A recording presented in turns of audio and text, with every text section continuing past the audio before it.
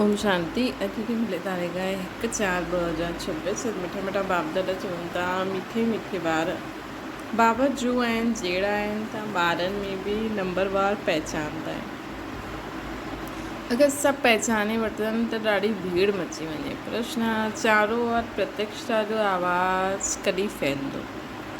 उत्तराजरी मनुष्यनि खे पतो पवंदो कि स्वयं भॻवानु हिन पुराणी दुनिया जो विनाश कराए करे नई दुनिया स्थापना करण आया आहिनि। ॿियो, जॾहिं असांजी सदगति करण वारो बाबा असांखे भक्ति जो जॾहिं उन्हनि खे पतो लॻंदो कि असां सभिनि जी सदगति करण वारो बाबा असांखे भक्ति जो फल ॾियणु आयो आहे, इहे निश्चय थी वञे त प्रत्यक्षता थी वेंदी। चारों ओर हलचल मची वेंदी। गीता जो पिया सां गॾु। ओम शांति। ॿारनि गीत जी 2 लाइन ॿुधी जो पिया सां गॾु आहे। उहो पिया केरु आहे इहा दुनिया न ॼाणंदी आहे। भल ढेर ॿार आहिनि, हुन में बि ॾाढा आहिनि जो न ॼाणंदा आहिनि कि कीअं प्रकार सां बाबा खे यादि करणो खपे। उहो यादि करण ई न ईंदो आहे, घड़ी घड़ी भुलिजी वेंदा आहिनि। बाबा सम्झाईंदा आहिनि ॿार पंहिंजे खे आत्मा सम्झो, असां बिंदी आहियूं। बाबा ज्ञान जा सागर आहिनि, उन्हनि खे ई यादि करिणो आहे। यादि करण जी प्रैक्टिस पइजी वञे त निरंतर यादि ठहिरी वेंदी। पिछाड़ी में इहे ई यादि रहे असां आत्मा आहियूं, शरीर त आहे, परंतु इहे ज्ञान पिछाड़ी में ये यादि रहे कि असां आत्मा ई आहियूं, ये शरीर आहे, परंतु ये ज्ञान बुद्धि में रखिणो आहे कि असां आत्मा ई आहियूं। शरीर त हूंदो लेकिन यादि रखिणो असां आत्मा आहियूं। बाबा जो डायरेक्शन मिलियो आहे, मां जो आहियां उन रूप में कोई वेलो मूंखे यादि कंदो आहे। देह अभिमान सां ॿार ॾाढो अची वेंदा आहिनि।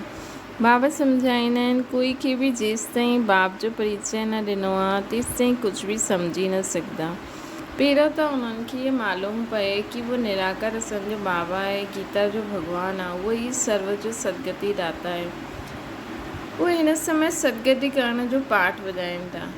इहे पॉइंट्स में निश्चय बुद्धि थी वञनि त पोइ जो बि एतिरा साधु संत आदि आहिनि सभु 1 सेकेंड में अची वञनि कि सदगति करण जो पाठ बाबा वॼाइनि था। भारत में ॾाढो हंगामो मची वञे। हाणे मालूम पइजी वञे त इहा दुनिया विनाश थियण वारी आहे त ॾाढो भगदड़ मची वञे। इन करे न सभिनि जी बुद्धि जो तालो बाबा धीरे धीरे खोलंदा आहिनि, न त डिस्टर्ब कंदा न अची करे। ज्ञान बि न ॿुधंदा, उन्हनि खे त बसि दर्शन खपे। हाणे दर्शन ॾियण लाइ बाबा खे त 1 सेकेंड लॻंदो, है न। त अहिड़े आत्माउनि जी बुद्धि बि बाबा आहिनि उन समय ई खोलंदा आहिनि जंहिं समय उन्हनि खे बसि दर्शन खपे। बाबा चवंदा आहिनि कि हिन पॉइंट्स में निश्चय थी वञे त पोइ जो बि एतिरा साधु संत आदि आहिनि सभु 1 पॉइंट में अची वञनि। भारत में ॾाढो हंगामो मची वञे। हाणे मालूम पइजी वञे कि हीअ दुनिया विनाश थियणी आहे। हिन ॻाल्हि जो निश्चय थी वञे त बॉम्बे खां वठी करे आबू ताईं क्यू लॻी वञे। लेकिन एतिरो जल्दी कोई जो निश्चय थी न सघंदो आहे। तव्हां ॼाणंदा आहियो विनाश त थियणो ई आहे। इहे सभु घोर निंड में सुम्ही पिया ई रहणा आहिनि। पोइ अंत में जे समय प्रभाव निकिरंदो। मासी जो घर न आहे जो हिन ॻाल्हि ते निश्चय थी वञे कि गीता जो भॻवानु परम पिता परमात्मा शिव आहे। शिव बाबा असांखे गीता ॿुधाइनि था, असां प्रैक्टिकल में गीता ॿुधूं था। इहे प्रसिद्ध थी वञे त सॼे भारत में आवाज़ु पहुची वञे। हाणे त तव्हां हिक खे सम्झाईंदव त ॿियो चईंदो हिननि खे जादू लॻी वियो। इहे जाड़ ॾाढो धीरे धीरे वधणो आहे। हाणे थोरो टाइम आहे, पोइ बि पुरुषारत करण में हर्जु न आहे। तव्हां वॾे वॾे माण्हुनि खे सम्झाईंदा आहियो परंतु उहो कुझु बि सम्झंदा न आहिनि। ॿारनि में बि कई हिन नॉलेज खे सम्झंदा न आहिनि। बाप जी यादि न त उहा अवस्था न। बाबा ॼाणंदा आहिनि निश्चय कंहिंखे चइबो आहे। हाणे त कोई 1-2% बि मुश्किल बाप खे यादि कंदा आहिनि। भले हिते वेठा आहिनि बाबा सां गॾु, उहो लव न रहंदो आहे। हिन लाइ लव खपे, तक़दीर खपे। बाबा सां लव हुजे त सम्झे असांखे हिकदमि क़दम ते श्रीमत ते हलणो आहे। असां विश्व जा मालिक ठाहींदा आहियूं। अधु कल्प जो देह अभिमान वेठल आहे न, सो हाणे देही अभिमानी ठहिण में महिनत लॻंदी आहे। पंहिंजी खे आत्मा सम्झी मोस्ट बिलवेड बाप खे यादि करणु कोई मासी जो घर न आहे। उन्हनि जे चहिरे में ई रौनक अची वेंदी आहे। जेका ख़ुदि खे आत्मा सम्झी बाबा खे यादि कंदा आहिनि न, उन्हनि जे चहिरे में ई रौनक अची वेंदी आहे। कन्या शादी कंदी आहे, जेवर आदि पाईंदी आहे त चहिरे में हिकदमि ख़ुशी अची वेंदी आहे। परंतु हिते त साजन खे यादि ई न कंदा आहिनि त उहा शिकल मुरझाए सुई रहंदी आहे। ॻाल्हि न पुछो, कन्या शादी कंदी आहे त चहिरो ख़ुशनुमा थी वेंदो आहे। कोई जी शादी खां पोइ त शक्ल जीअं मुर्दे जीअं थी वेंदी आहे। कोई ज़बरदस्ती कंदो आहे, कंहिंखे पसंदि न हूंदो आहे, कोई माउ बाप जी मर्ज़ी सां ईअं हूअं कंदो आहे न, त उन्हनि जी शिकिल कीअं थी वेंदी आहे। क़िस्म क़िस्म जा हूंदा आहिनि। कोई सोचंदा आहिनि करणी पवंदी बसि, कोई त ॿिए घर में वञी करे मुंझी वेंदी आहे। त हिते बि ईअं ई आहे न, बाबा खे यादि करण में महिनत आहे। इहे गायन अंत जो आहे कि अतीन्द्र सुख गोपी वल्लभ जे गोप गोपियुनि खां पुछो। पंहिंजे खे गोप गोपी सम्झणो आहे ऐं निरंतर बाप खे यादि करिणो आहे। उहो वसा हुजणी खपे। बाबा जो परिचय सभिनि खे ॾियणो आहे। बाबा आया आहिनि त वरसो ॾींदा न, हिन में सॼी नॉलेज अची वेंदी आहे। लक्ष्मी नारायण जॾहिं 84 जन्म पूरा कया तॾहिं बाबा अंत में अची करे उन्हनि खे राजिक सिखाए राज ई ॾिनी हुई। लक्ष्मी नारायण जी चित्र नंबर 1 आहे। तव्हां ॼाणंदा आहियो उन्हनि जे अॻियां जे जन्म में उन्हनि अहिड़ा कर्म कया, उहो कर्म हाणे बाबा सिखलाइनि था। चईंदा आहिनि मन मना भव, पवित्र रहो, कोई बि पाप न करो। छो जी तव्हां हाणे स्वर्ग जा मालिक पुण्य आत्मा ठहींदा आहियो। अॼुकल्ह माया रावण पाप कराईंदी आहे। हाणे पंहिंजे खां पुछणो आहे, असां सां कोई पाप त न थींदो आहे न, पुण्य जो कमु कंदा रहंदा आहियूं न, अंदरि जी लाठी ठहिया आहियूं। बाबा चईंदा आहिनि मन मना भव। इहो पुछणो हूंदो आहे कि मन मना भव कंहिं चयो? उहो चईंदा श्री कृष्ण चयो। तव्हां मञंदा आहियो परम पिता परमात्मा शिव चई। रात ॾींहं जो फ़र्क़ु आहे। किथे भॻवानु, किथे देहदारी देवता। शिव जयंती सां गॾु पोइ गीता जयंती आहे। गीता जयंती सां गॾु पोइ कृष्ण जयंती हूंदी आहे। हीअं हुजणो खपे। शिव जयंती खां पोइ गीता जयंती, गीता जयंती खां पोइ श्री कृष्ण जयंती। तव्हां ॼाणंदा आहियो असां भविष्य में प्रिंस ठहींदासीं। बेगर टू प्रिंस ठहिणो आहे। इहे एम ऑब्जेक्ट ई राजयोग जी आहे। तव्हां सिद्ध करे ॿुधायो कि गीता जो भॻवानु श्री कृष्ण न आहे, उहो त निराकार हुयो, त सर्वव्यापी जो ज्ञान उड़ी वेंदो। सर्व जो सदगति दाता पतित पावन बाप। चईंदा बि आहिनि कि उहो लिबरेटर आहे, पोइ सर्वव्यापी चई ॾींदा आहिनि। त कुझु कुझु ॻाल्हाईंदा आहिनि सम्झंदा ई न आहिनि। धर्म जे बारे में जो ईंदो आहे सो ॻाल्हाईंदा रहंदा आहिनि। मुख्य धर्म ई 3 आहिनि। देवी देवता धर्म त अॼुकल्ह हलंदो आहे न। तव्हां ॼाणंदा आहियो बाबा ब्राह्मण देवता क्षत्रिय धर्म स्थापना कंदा आहिनि। इहे दुनिया न ॼाणंदी आहे।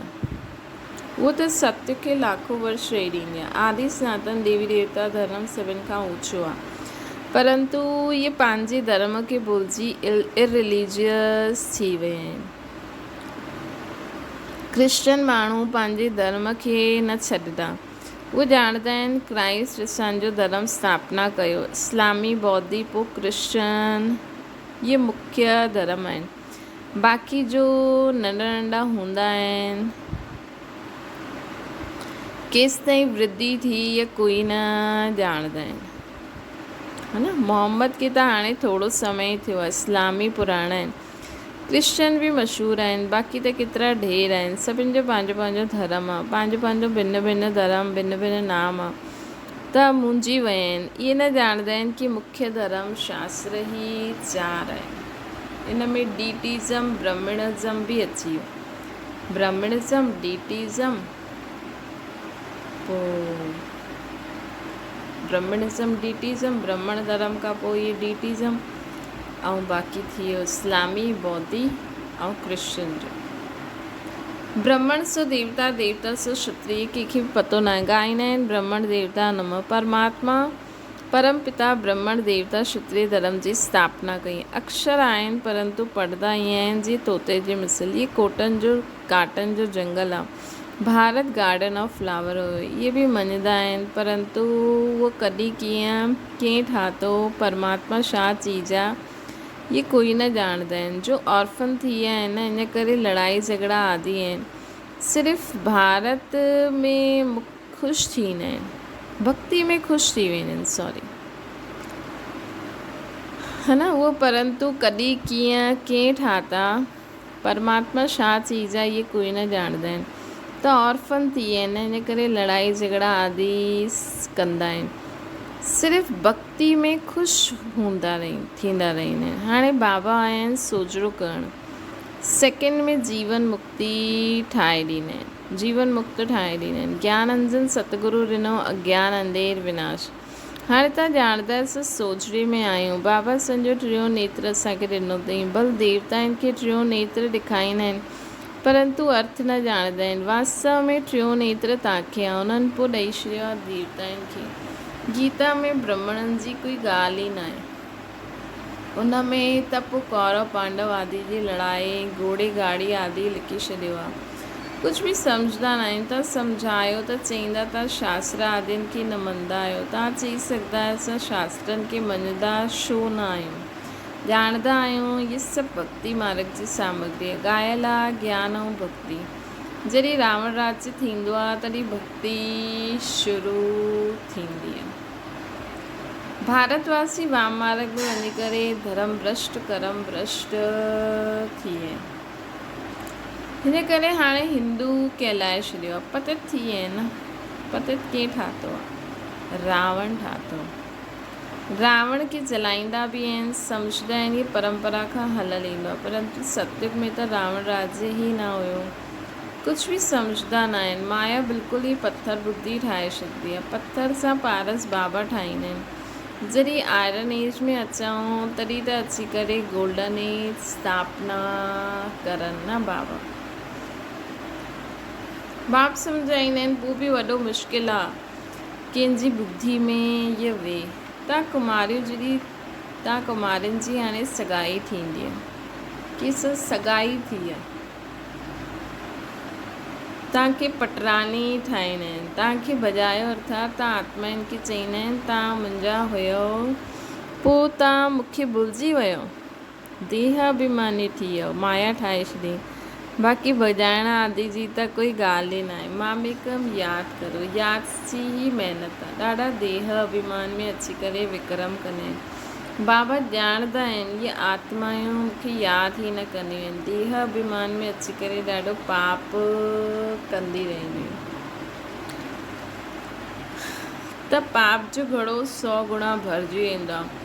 ॿियनि खे रास्तो ॿुधाइण जे बदिले ख़ुदि ई भुलिजी वेंदा आहिनि। ॿियो ई जासी दुर्गति खे पाए वठंदा आहिनि। वॾी मंज़िल, ॾाढी ऊची मंज़िल आहे। चढ़े त चाकी वैकुंठ रस, गिरे त चकनाचूर। ये राज जी स्थापना थिए थी न। हिन में फ़र्क़ु ॾिसो केतिरो पइजी वेंदो आहे। कोई त पढ़ी करे आसमान में चढ़ी वेंदा आहिनि, कोई पट में पिया हूंदा आहिनि। बुद्धि डल थी वेंदी आहे त पढ़ी न सघंदा आहिनि। कोई चईंदा आहिनि बाबा असां कंहिंखे सम्झाए न सघंदा आहियूं। चईंदो अच्छा सिर्फ़ु पंहिंजे खे आत्मा सम्झी मुंहिंज बाप खे यादि करो त तव्हांखे सुख ॾींदा, परंतु यादि ई न कंदा आहिनि। यादि करनि त ॿियनि खे यादि दिलाइनि न। बाबा खे यादि करनि त पाप नष्ट थी वेंदा। उन्हनि जी यादि बिगड़ त सुखधाम में वञी न सघंदा। 21 जन्मनि जो वरसो निराकार बाप सां ई मिली सघंदो आहे। बाक़ी त सभु अल्पकाल जो सुख ॾियण वारा आहिनि। कोई खे रिद्धि सिद्धि सां ॿार मिली वियो, आशीर्वाद सां लॉटरी मिली वई त बसि विश्वास बि रहंदो। कोई खे 2-4 करोड़ फ़ाइदा थी वियो त बसि महिमा कंदा रहंदा, परंतु उहो त अल्पकाल जे लाइ थी वियो न। 21 जन्मनि जे लाइ हेल्थ वेल्थ त मिली न सघंदी आहे न, परंतु मनुष्य न ॼाणंदा आहिनि। दोष बि न ॾेई सघंदा आहियूं न, है न। असां कंहिंखे बाबा बाबा खे पतो आहे कि उन्हनि खे द्वापर युग खां अहिड़ो पाठ वॼाइणो ई आहे ऐं उन्हनि जो एॾी जल्दी बुद्धि जो तालो खोलूं त उन्हनि खे त बसि दर्शन करिणो आहे। त अहिड़े माण्हुनि खे असां दोष बि छो ॾियूं? इहे त बाबा सिर्फ़ु नॉलेज जे लाइ ॿुधाईंदा आहिनि, है न।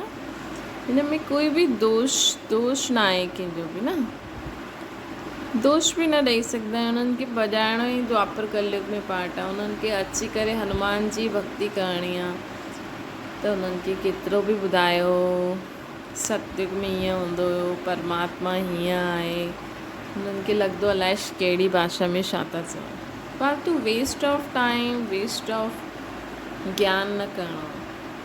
अल्पकाल जे सुख सां में ई ख़ुशि थी वेंदा आहिनि। बाप तां ॿारनि खे राजक सिखलाए करे स्वर्ग जी बादशाही ॾींदा आहिनि। केतिरो सहज आहे।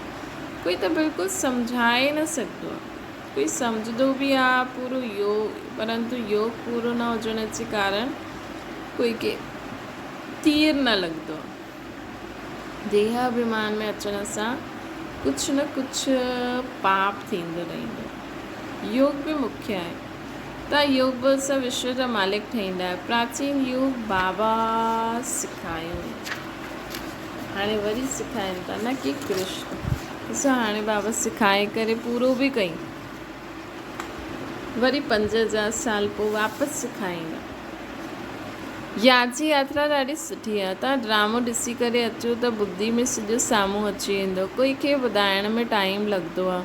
इहे बि ईअं ई आहे, बीज ऐं झाड़। इहो चक्कर ॾाढो क्लियर आहे। शांतीधाम, सुखधाम, दुखधाम, सेकेंड जो कमु आहे इहो, परंतु यादि बि रहे न। मुख्य ॻाल्हि आहे कंहिंजी बाबा जी यादि रहे त सम्झायो त कंहिंजी बुद्धि में वेहे। मुख्य ॻाल्हि आहे बाप जो परिचय ॾियणु। बाबा चईंदा आहिनि मूंखे यादि करण सां तव्हां सभु कुझु ॼाणे वेंदा।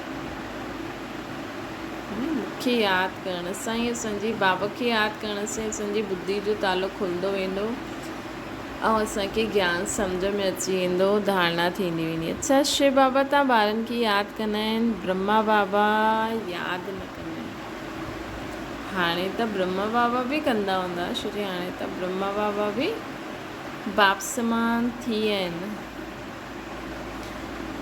पहिरियों त ब्रह्मा बाबा खे शिव बाबा खे यादि करिणो हुयो, छो जो बाबा चवनि था शिव बाबा ॼाणंदा आहिनि असांजे सपूत ॿार केरु केरु आहिनि।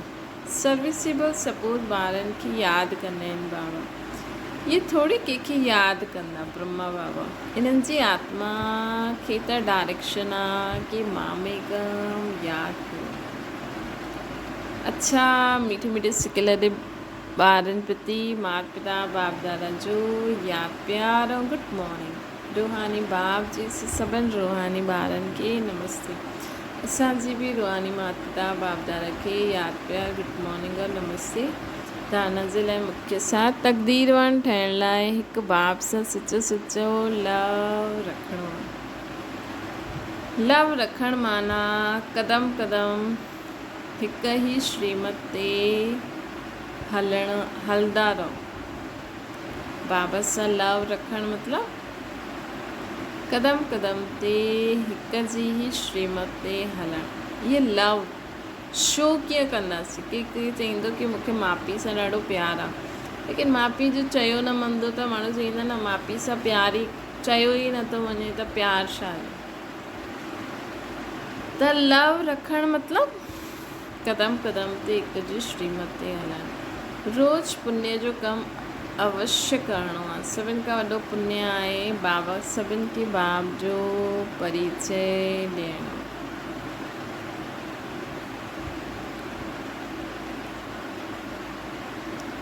बाप खे यादि करिणो आहे, सभिनि खे बाप जी यादि दिलाइणी।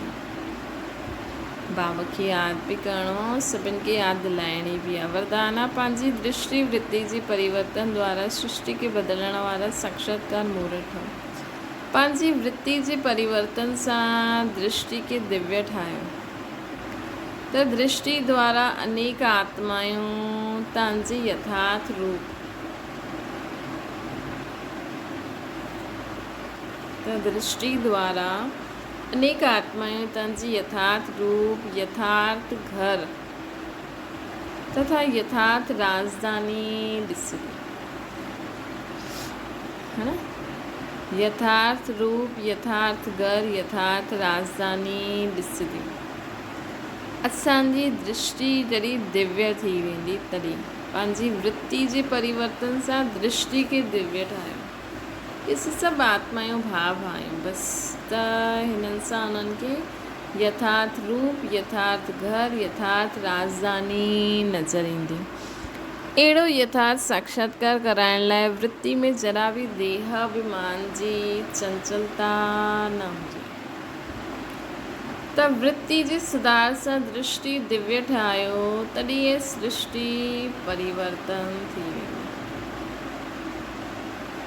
वृत्ति जे सुधार सां पंहिंजी वृत्ति मतिलबु सोचण जो तरीक़ो, ये सभु आत्माएं हिन सां पंहिंजी दृष्टि परिवर्तन थींदी।